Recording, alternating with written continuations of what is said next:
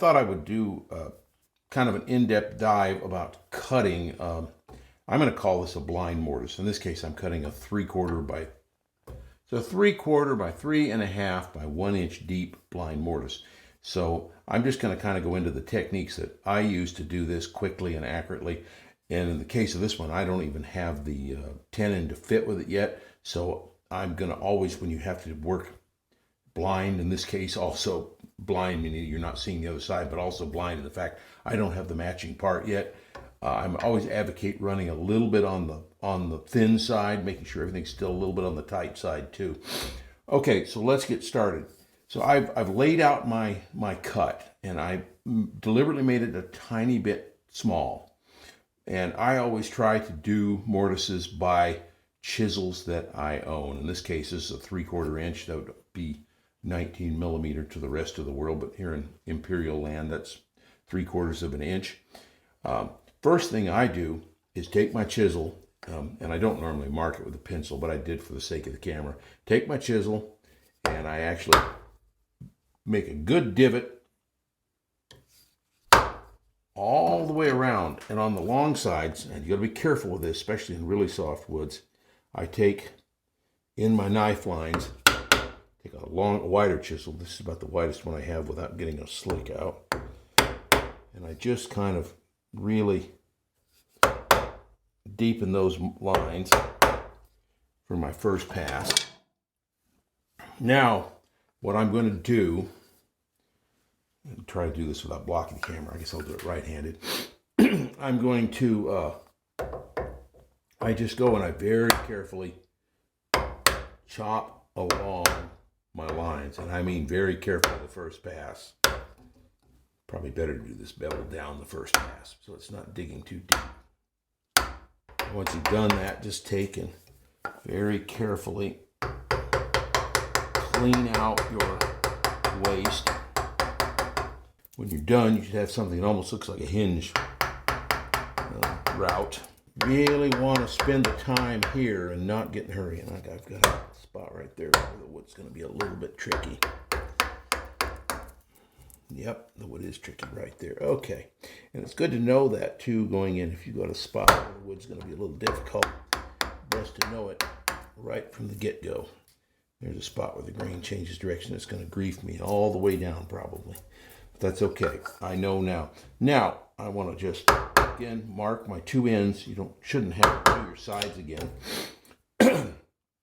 And then just repeat the process. I guess I'll need to do this right hand.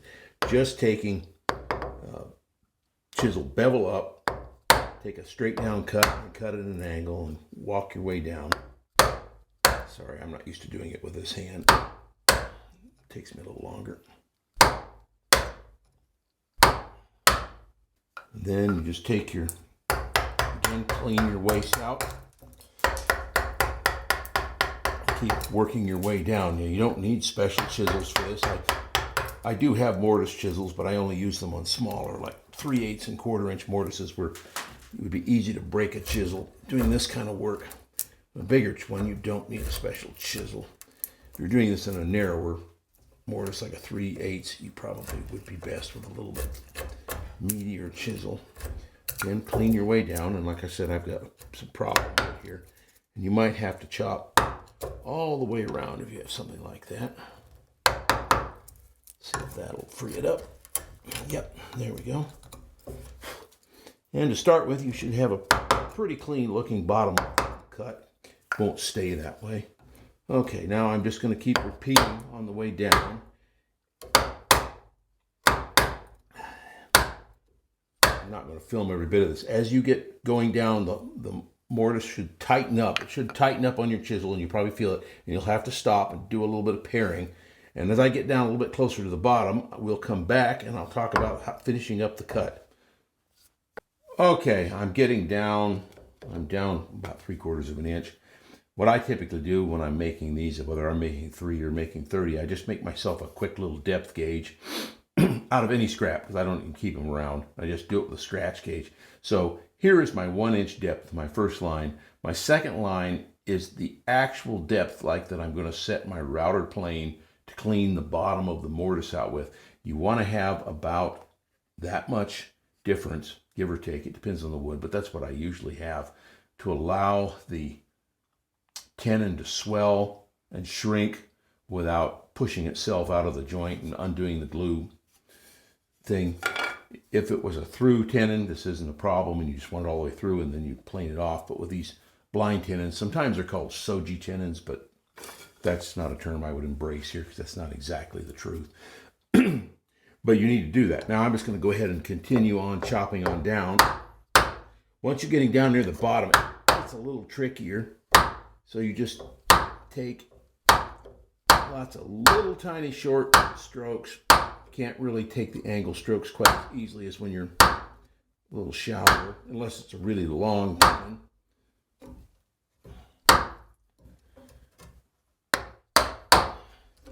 Then, again, you just clear out the bottom of the thing, rinse and repeat.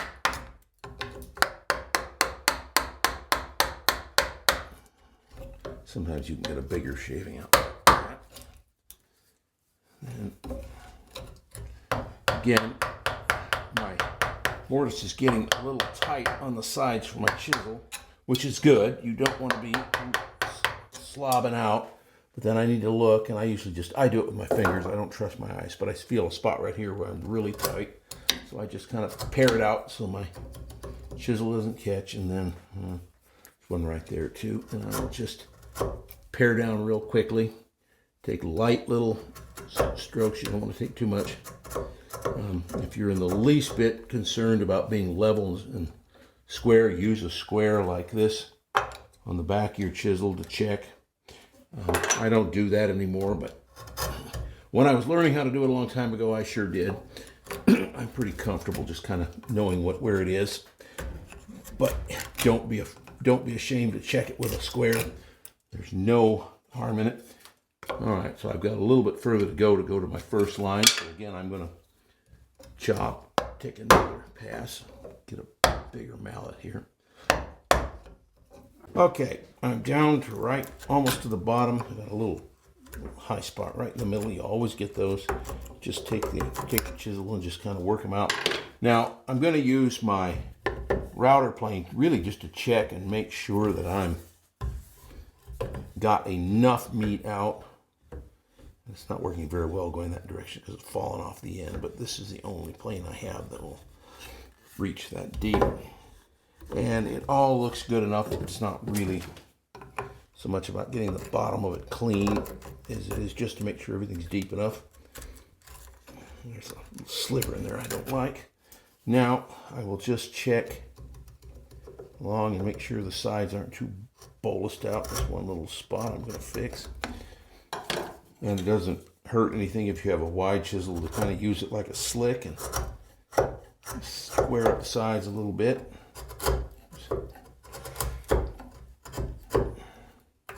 Just don't get too aggressive. Better to be a little too tight and not tight enough. And then when you're done, just clean it out and you should be good to go. And with that, you're ready to fit your other part. But hopefully that will give you some extra skills to be able to do this quickly and easily if this comes up in your woodworking. Thank you.